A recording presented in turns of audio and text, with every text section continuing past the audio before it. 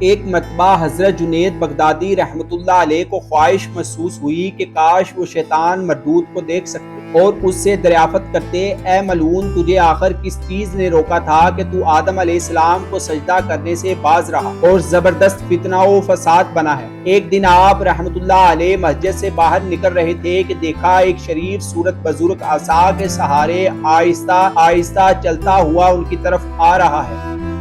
جب وہ قریب پہنچا تو آپ رحمت اللہ علیہ نے اس کی پیشانی پر بزرگی کی علامت تو محسوس کی، مگر دل اس کی قربت سے وحشت زدہ ہوا جا رہا تھا۔ وہ بزرگ جو آپ کے قریب ہونے کی کوشش کرتا، اتنا ہی زمین اسے پیچھے کی طرف کھسکا دیتی۔ نا امید ہو کر وہ جنید بغدادی رحمت اللہ علیہ سے بولا، جنید بغدادی، تو خوش قسمت ہے، تیرے خالق نے میرے اور تیرے درمیان ایک دیوار حائل کر دی ہے۔ میں وہی ہوں جس سے تو آج کل ملنے کا خواہش مند ہے۔ آپ کو جب احساس ہوا کہ شیطان سامنے کھڑا ہے تو فوراً غصے سے بولے، ملعون، تجھے آدم علیہ السلام کو سجدہ کرنے سے کس چیز نے روکا تھا؟ شیطان یہ سن کر بولا، تم تو خود عبادت گزار ہو، عقل و شعور سے مالا مال ہو، مجھے یہ بتاؤ، اگر کوئی تمہیں یہ کہے کہ غیر اللہ کو سجدہ کرو تو کیا تم اس کی بات مان لو گے؟ جنید بغدادی رحمت اللہ علیہ سوچ میں پڑ گئے، آخر اسے کیا جواب دیں؟ پھر بولے، تو مردود ہے، جھوٹا اور نیک بندوں کو بہکانے والا، اگر تو اپنے خالق کا حکم ماننے کا عادی ہوتا